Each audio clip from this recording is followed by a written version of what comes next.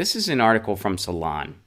And, on this show, we talk about this idea that another status quo politician isn't going to beat Trump. They're just not. I don't just dislike Joe Biden because he's an absolutely horrible candidate. I dislike Joe Biden also because he's not going to beat Trump. He'll lose. Another status quo politician will lose to Trump. Why? Because that's what happened in 2016. Oh, and you know where Trump's at right now? Trump is more popular than he ever has been right now. Largely because of the corporate media failing to actually hold him accountable for what he's really doing and instead focusing on all these distractions. So Trump's actually more popular domestically than he ever has been. I know you can be, oh, well, look at it. Everybody's making fun of him in London, which, yes, it's funny. I'm getting a laugh out of it, too. But, if we're not careful, he's going to laugh all the way to re-election. And another centrist won't beat him. We've been saying that on this show for a long time now. Well, there's a little bit more to back it up here. Let's take a look at this article from Salon. There is hard data that shows that a centrist Democrat would be a losing candidate. Here's 3 Democrats who would lose: Joe Biden, Cory Booker, Kamala Harris. This would also make the most boring band on the planet. No, it wouldn't. There'd be more boring bands than these 3. Joe Biden would really, he'd probably play, I bet he plays trombone. Joe Biden looks like a guy that plays trombone poorly. Like he can play like one riff or something, and he's like, yeah, in my heyday, I was pretty good. I bet he plays trombone. There is hard data, so he'd play trombone, and I don't know what everyone else would do. There's hard data that shows that a centrist Democrat would be a losing candidate. Economist Thomas Piketty, which, by the way, Thomas Piketty wrote that book criticizing capitalism that ended up becoming a bestseller.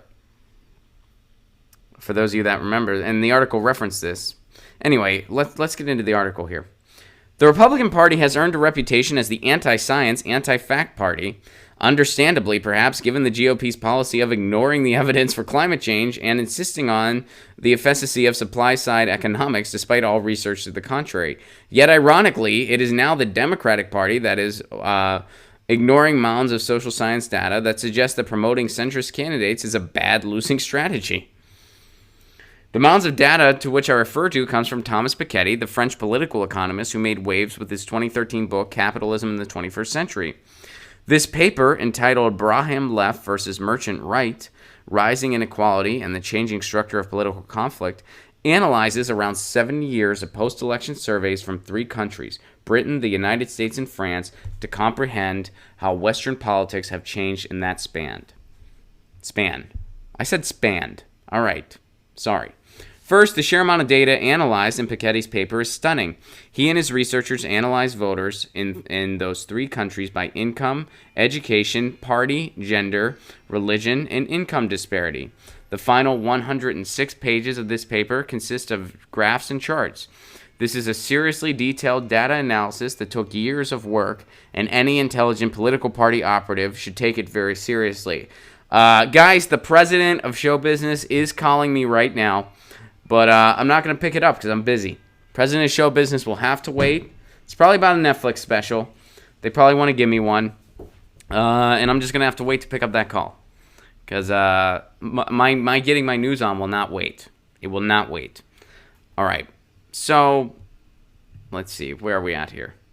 High education elites now vote for the left. Well, high income, high wealth elites still vote for the right. Okay, note the scare quotes around the left. Part of Piketty's point is that the so-called left parties, like the Democratic Party in the U.S., the Socialists in France, and Labour in the U.K., have in the past 2 decades not really been that left, at least on economic issues. Yeah, no shit. No kidding. The Democratic Party isn't... you can't call them a left party at all. Okay, so here's something the article says. Or here's something, that the paper says. And here's the theme here. Without a strong, egalitarian, internationalist platform, it is difficult to unite low education, low-income voters from all origins within the same coalition and to deliver a reduction in inequality. Extreme historical circumstances can and did help to deliver such an encompassing platform, but there is no reason to believe that this is a necessary nor a sufficient condition. To translate from academies,